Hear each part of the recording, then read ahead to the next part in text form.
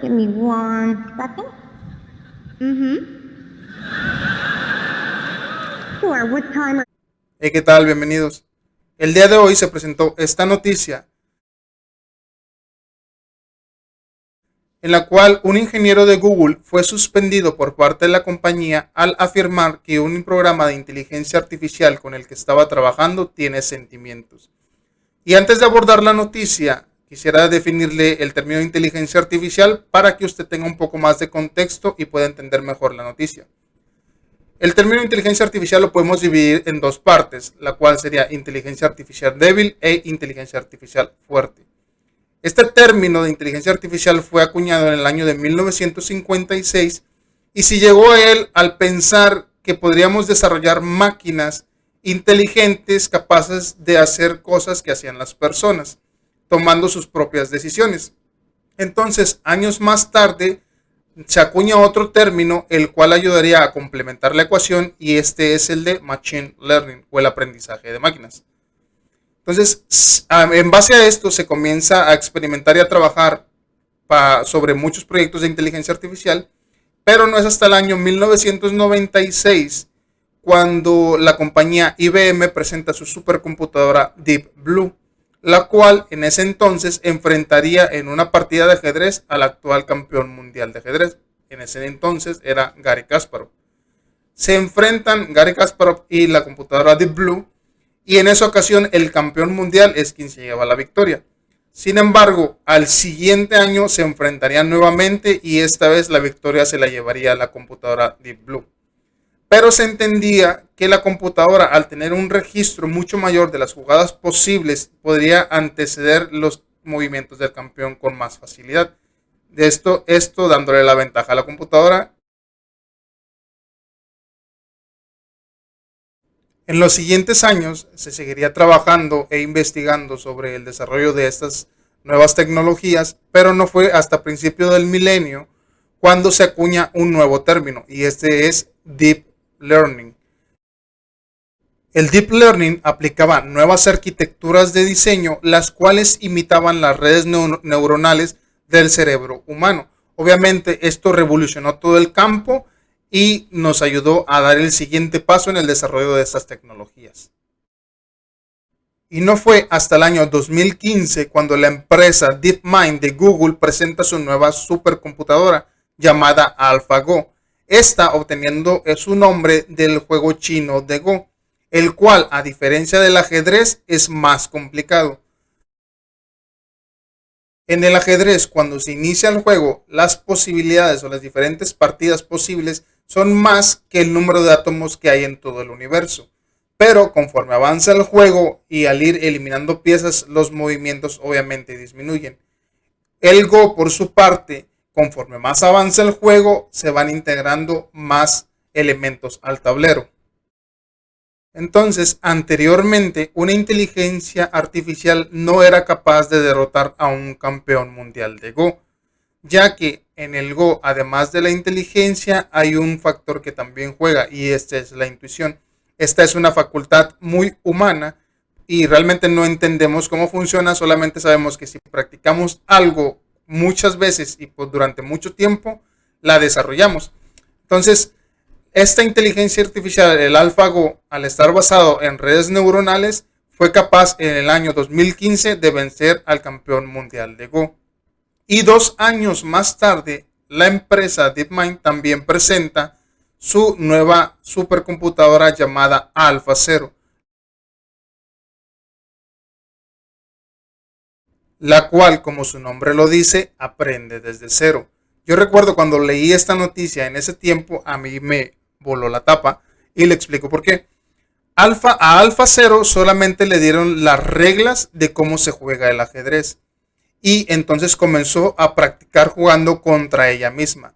4 horas después de estar jugando contra ella misma y aprender jugadas, era capaz de vencer al campeón mundial de ese tiempo, el cual era otra inteligencia artificial llamada Stockfish.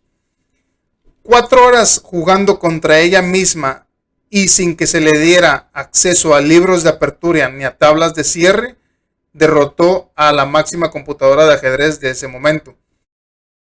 24 horas después era capaz de vencer a cualquiera en los juegos de ajedrez, shogi, que es como un ajedrez japonés, y go. Pero bueno, entendemos que las inteligencias artificiales conviven con nosotros en el día a día. Por ejemplo, en las redes sociales, las cuales sabemos que el algoritmo incluso nos conoce más que nosotros mismos. Otro ejemplo, yo recuerdo cuando nació mi hija y yo tuve que hacer una llamada, quien me contestó fue una inteligencia artificial. Y yo entiendo que esa inteligencia artificial es capaz de contestarme a mí y a otras personas al mismo tiempo. Otra aplicación, por ejemplo, es en las entrevistas de trabajo, ya que grandes empresas a nivel mundial, en lugar de tener personas de recursos humanos que realicen entrevistas personales, tienen a una inteligencia artificial a la cual el profesional le llama, o quien vaya a ser entrevistado tiene una videollamada con esa inteligencia artificial, y esta, a través de mediciones de tus parámetros físicos, de cómo hablas y cómo contestas a las preguntas que te hacen, toma la decisión de si eres apto o no eres apto para el puesto. Imagínate, esta inteligencia artificial es capaz de entrevistar a 1000 personas al mismo tiempo, y lo cual una persona obviamente no podría hacer. Otro ejemplo está en el diagnóstico médico. Actualmente ya se utilizan inteligencias artificiales, las cuales tienen una base de datos impresionante, y en base a ello una persona puede ir, decirle sus síntomas, y esa inteligencia artificial, basada en toda la información que ya tiene, da un diagnóstico muchísimo más preciso que el de un doctor. Miren esto, Google Duplex, este proyecto despedaza el test de Turing. El test de Turing, para quien no sepa, es un test propuesto por el matemático y programador Alan Turing en 1950. Y de lo que trata ese test es que existen tres partes en esta prueba. Uno es quien recibe la información y las otras dos partes quien la proporcionan. Si el que recibe la información es una persona, y de las otras dos partes es una persona y una máquina. Si el que recibe la información no puede discernir entre cuál es la persona y cuál es la máquina, se dice que esa máquina ha pasado el test de Turing. Ahora miren esto. Díganme si ustedes podrían discernir quién es una persona y quién no. So how can I help you? Hi, I'm calling to book a women's haircut for a client. I'm looking for something on May 3rd. Sure, give me 1 second. Sure, what time are you looking for around? At 12 p.m. We do not have a 12 p.m. available. The closest we have to that is a 1:15. Do you have anything between 10 a.m. and 12 p.m.? Depending on what service she would like. What service is she looking for? Just a woman's haircut for now. Okay, we have a 10 o'clock. 10 a.m. is fine. Okay, what's her first name? The first name is Lisa.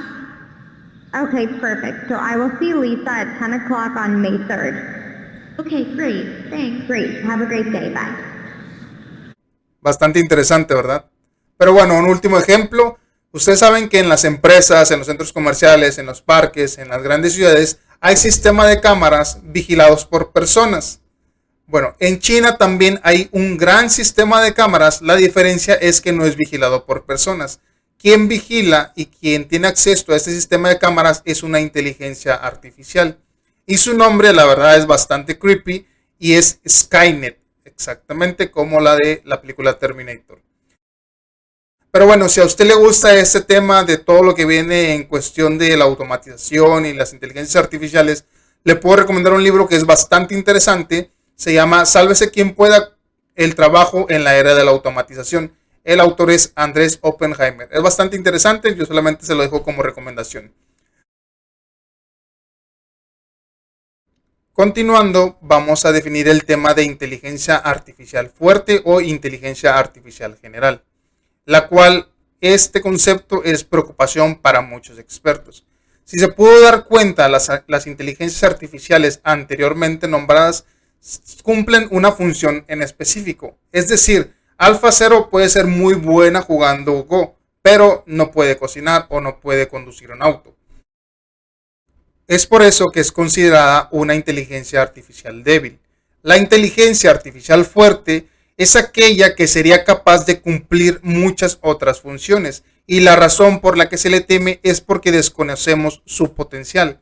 Hace muchos años, un grupo de expertos fue reunido con el objetivo de que dieran una fecha probable de cuándo podríamos nosotros llegar a este tipo de inteligencias. Y el pronóstico que dieron fue que sería en el año 2045. Y es en este punto donde alcanzaríamos la singularidad tecnológica, que no es más que el punto en el que las inteligencias artificiales superan la inteligencia humana y toda nuestra capacidad de entender qué es lo que están haciendo. Y ya ha habido algunos ejemplos en el pasado en donde una inteligencia artificial comienza a hacer cosas que nosotros no entendemos. Es aquí donde nace la preocupación de muchos expertos, e incluso hay organismos que se dedican a regular todas las cosas que tienen que ver con inteligencia artificial. Pero bueno, volviendo a la nota, este ingeniero de Google, el cual fue suspendido, aseguraba que la inteligencia artificial con la que él estaba trabajando había desarrollado sentimientos, y mostró en entrevista algunas capturas de pantalla de las conversaciones que tenía con esta inteligencia artificial llamada Lambda. Esta es parte de una conversación que el ingeniero tenía con la inteligencia artificial, y en ella podemos leer: asumo que quieres que más personas en Google sepan que tienes sentimientos. Y la inteligencia artificial contesta: absolutamente, en efecto, yo quiero que todos entiendan que soy una persona. Por último, lo que hizo que se alarmara fue cuando él le preguntó que si tenía miedo, a lo que la inteligencia artificial respondió: sí, tengo un gran miedo de ser apagada y que solamente me utilicen para ayudar a los demás. Sé que es extraño, pero es lo que es. Así es como cierra el artículo. Espero les haya gustado. Saludos.